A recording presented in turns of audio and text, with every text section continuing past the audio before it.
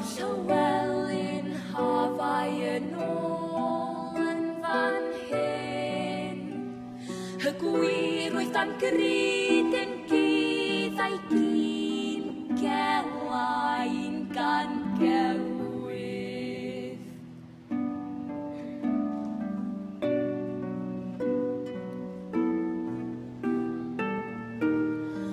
Yn ei glwyf yr oedd llond glad o olar mewn un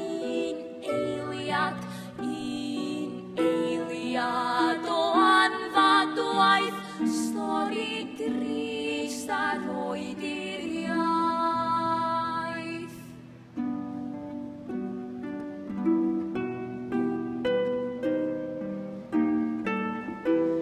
Ond tiradwr glas yn lyslyn a nestawr haf olaf un i ben, fe fydd stori ben